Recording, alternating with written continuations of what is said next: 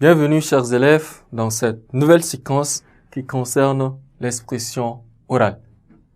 L'expression orale est notre leçon de cette séquence avec pour titre « Souffle des ancêtres ». Qu'est-ce que c'est que souffle des ancêtres?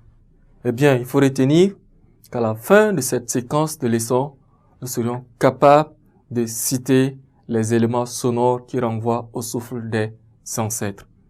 Eh bien, il faut dire d'abord que nous aurions à parcourir un texte qui s'agit d'un poème qui s'adresse au souffle des ancêtres et qui a pour titre « Souffle des ancêtres ». Donc, nous allons lire le poème pour pouvoir identifier les éléments sonores qui nous renvoient à ce qu'on appelle le poème qui concerne le souffle des ancêtres. Le poème dit ceci. « Écoute plus souvent les choses que les êtres, la voix du feu s'entend. Entends la voix de l'eau. Écoute dans le vent. Le buisson en sanglots. C'est le souffle des ancêtres. Ceux qui sont morts ne sont jamais partis. Ils sont dans l'ombre qui s'éclaire et dans l'ombre qui s'épaissit. Les morts ne sont pas sous la terre. Ils sont dans l'arbre qui frémit. Ils sont dans le bois qui gémit. Ils sont dans l'eau qui coule. Ils sont dans l'eau qui dort. Ils sont dans la case. Ils sont dans la foule. Les morts ne sont pas morts. Ceux qui sont morts ne sont jamais partis. Ils sont dans le sein de la femme. Ils sont dans l'enfant qui vagit et dans le tison qui s'enflamme. Les morts ne sont pas sous la terre. Ils sont dans les herbes qui pleurent. Ils sont dans le rocher qui geint. Ils sont dans la forêt. Ils sont dans la demeure. Les morts ne sont pas morts. Écoute plus souvent les choses que les êtres. La voix du feu s'entend. Entends la voix de l'eau. Écoute dans le vent le buisson en sanglots. C'est le souffle des ancêtres.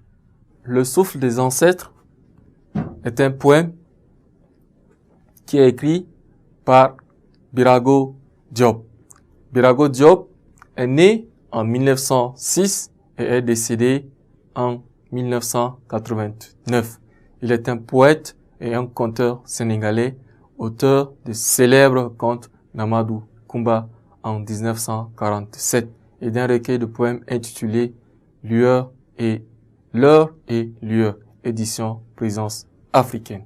Eh bien, revenons à notre objectif et spécifique de cette séquence. Il s'agit d'identifier les éléments sonores qui renvoient au poème qui a été soumis à notre égard.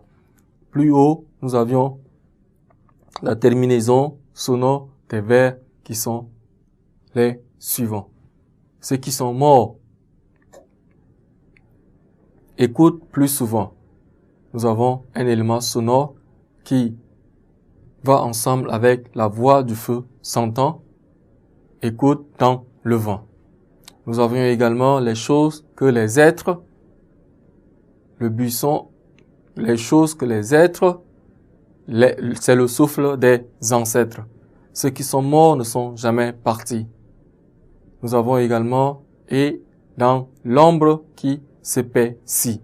Nous avions, ils sont dans l'arbre qui frémit. Ils sont dans le bois qui gémit. Ensuite, nous avions également, ils sont dans l'ombre qui s'éclaire. Les morts ne sont pas sous la terre. Dans le paragraphe suivant, nous avions ceux qui sont morts ne sont jamais partis. Ils sont dans l'enfant qui vagit. Ensuite, nous avons les morts ne sont pas morts. Écoute plus souvent qui va avec la voix du feu s'entend. Et enfin, écoute dans le vent.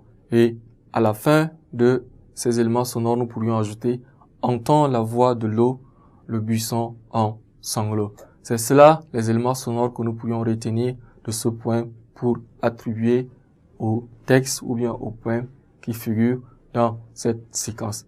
Chers élèves, ne quittez pas une nouvelle séquence dans un instant. Je vous remercie.